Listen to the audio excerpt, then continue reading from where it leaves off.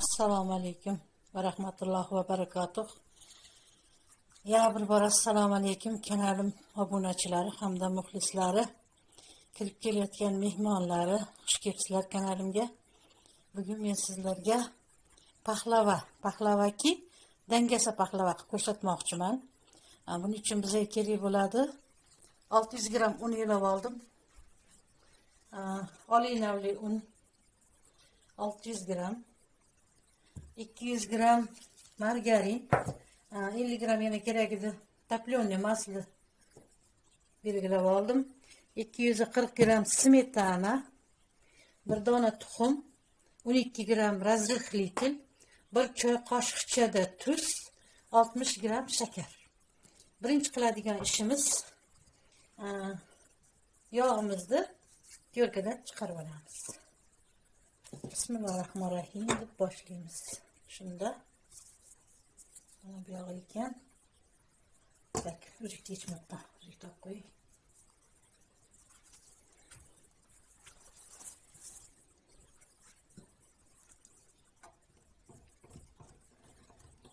Xolodilnikda turgan sariyog'imiz, tak, margarin. Bunisi 72%lik.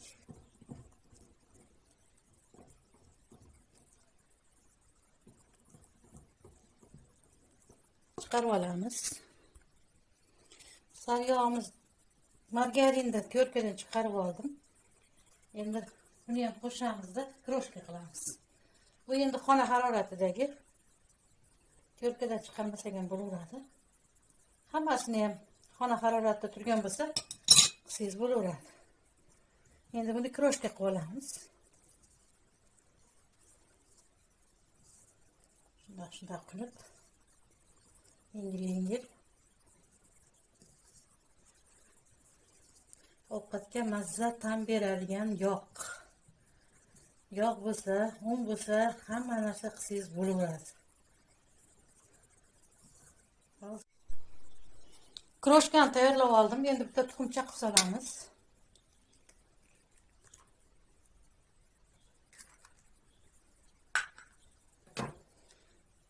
Razrıxlitel solamiz. Tuzni ham solamiz. Shakarimizni ham solamiz.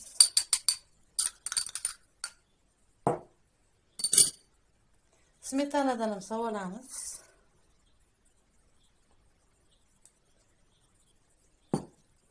Endi aralashtiramiz.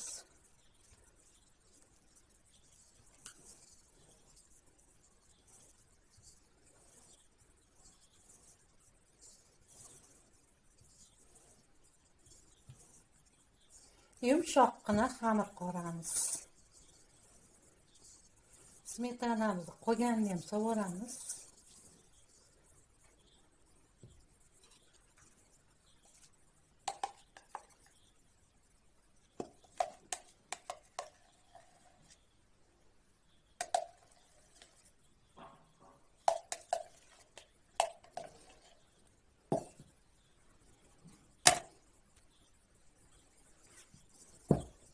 Xamirimizni tayyor qilib olamiz. Dam oldirishga qo'yib qo'yamiz. Hamma masalliqlarim oshiqcha, hech narsa qo'shmadim. Yetdi.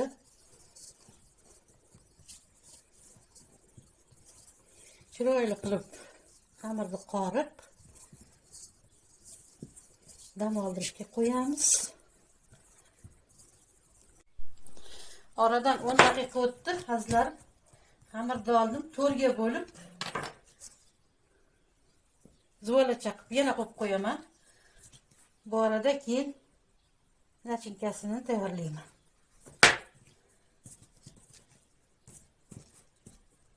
Kattaroq olib qolish shekilli shunisi.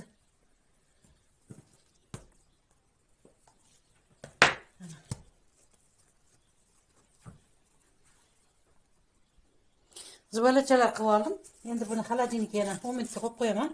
Ungacha ichidagisini tayyorlayman.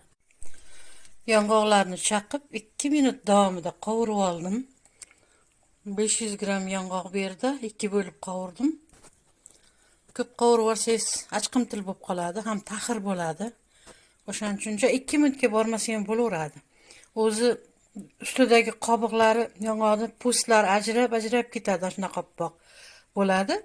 Qo'lingiz bilan uqalasangiz hamma nimalari ustidagi tushib ketadi, oppoq bo'lib qoladi.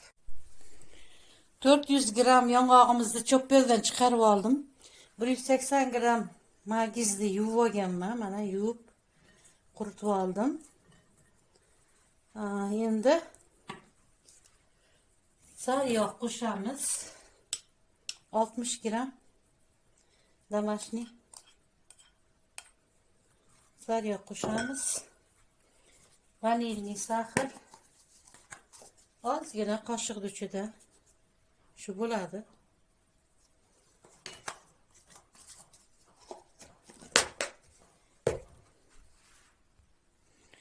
2 dona tuxumni oqini qo'shamiz. Oqini sirasi bu yoqqa chiqaraverik.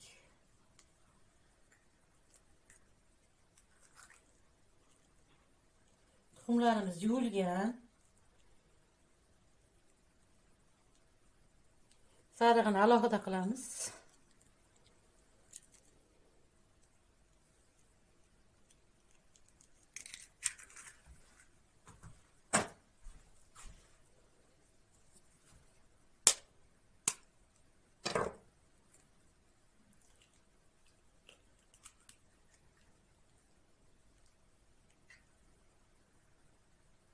Sarig'ini yuziga surtish uchun olib qo'ydim.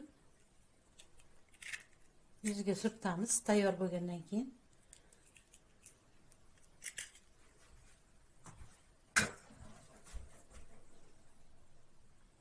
Shakar qo'shsak ham bo'lardi, lekin men 2 qoshiq sug'ishonniy moloko qo'shmoqchiman.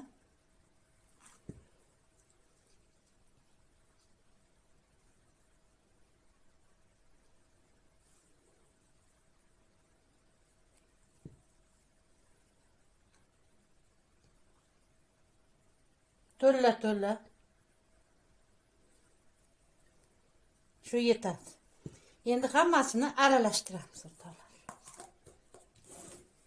Hammasini aralashtiramiz. Nachinkamiz tayyor mana. Endi xolodilnikdan xamirlarimizni olib yoyamiz. Duxovkani qizdirishga qo'yib qo'ydim. Turadi bu yerda.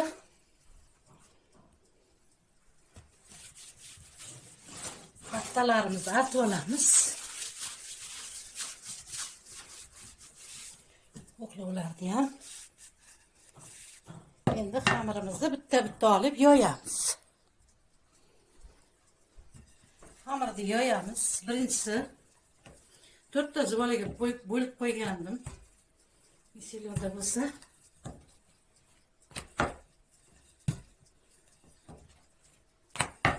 shunaqa chiroyli yoyilyapti. Azizlarim, agar tayyorlayotgan pahlavam sizlarga yoqqan bo'lsa, albatta tayyorlab ko'ringlar. Mazzasiga gap yo'q. Ham yong'oq, ham sug'ishonka, yana magiz, yog' bor, yana sariyog'. Albatta tayyorlab ko'ringlar. Yuqa qilib yoyib olaman. Bittasini yoyib ko'rsatay. Buni ichiga endi nachinkamizdan solib chiqamiz. Shundoq qilib qo'yib chiqamiz.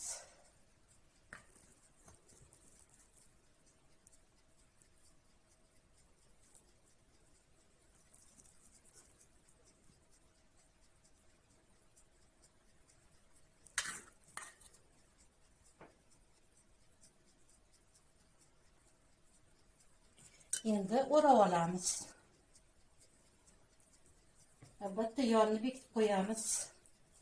Sug'ishonkasi bor, chunki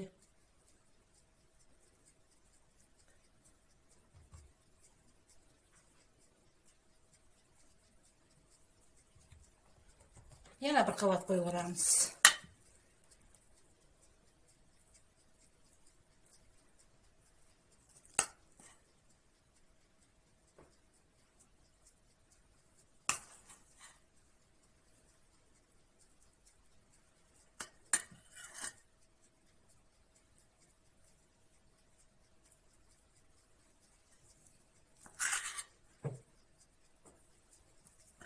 Çitlerini büküp çıkarmız.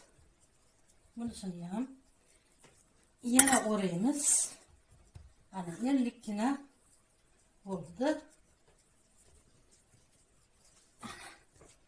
Endi buni duxovkamizni batnisini, listini, ya'ni yog'lab qo'yib qo'yamiz. Hammasini tayyorlab olgunimizcha damini olib turadi. Mana shu holatda 4 tala zvolachamizni ham tayyorlab olamiz. Keyin yana dalish ko'rsataman. Iloji boricha 4 burchakroq yoyishga harakat qiling, chunki o'rashda qiynalmaysiz. Patnisga ham yaxshi joylashadi.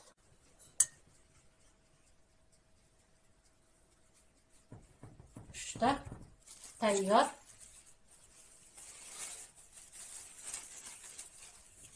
To'rtinchisiga navbat. Endi yuziga surtishimiz uchun ikkita tuxumni sarig'ini olib qo'ygandik.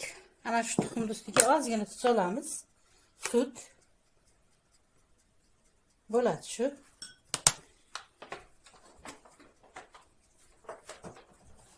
Aralashtirib yuziga surtib chiqamiz.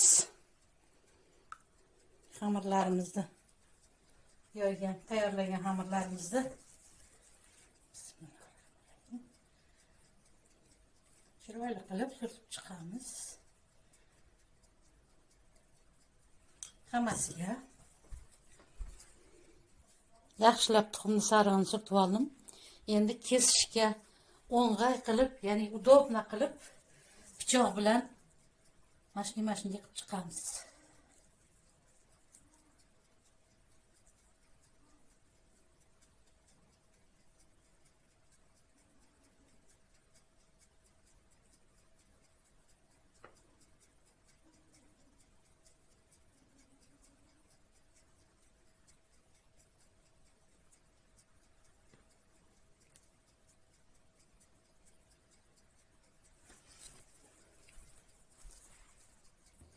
Agar ko'rib turgan bo'lsangiz, mana kesib ham oldim. Yaqinroq olib kelay. Endi bunga kunjut sepib chiqaman. O'zim kunjut yaxshi ko'raman. Ham hid beradi.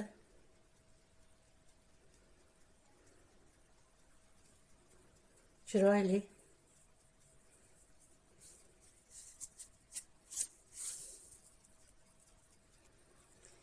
ikki yuz yetmish gradusga bizda to'kpas aytaman har doim. To'kpas o'sha 270 gradusga 40 minutga duxovkaga qo'yaman. Pechga. Ana tayyor o'rtoqlar. Endi duxovkaga qo'yamiz. Azizlarim, mana pahlavamiz ham pishdi. Juda ham chiroyli bo'lib, ko'rib turganingizdek, taglari ham juda ham chiroyli. Mana juda ham chiroyli pishirib berdi pechimiz. Endi buni mazasini ko'ramiz. Mana hammaga yoqimli ishtaha. Agar video roligim dangasa pahlavamga dangasalik qilmasdan pishirganim uchun video roligim sizlarga yoqqan bo'lsa, albatta like bosinglar, kommentariyada yozing, kutaman. Sog' salomat bo'linglar. Albatta obuna bo'lib qo'yishni unutmang. Yana sog' salomatlikda, bosh omonlikda video roliklar orqali uchrashguncha xayr, salomat bo'ling. Tutgan ro'zangiz dargohida qabul bo'lsin. Yana ko'rishguncha xayr azizlarim.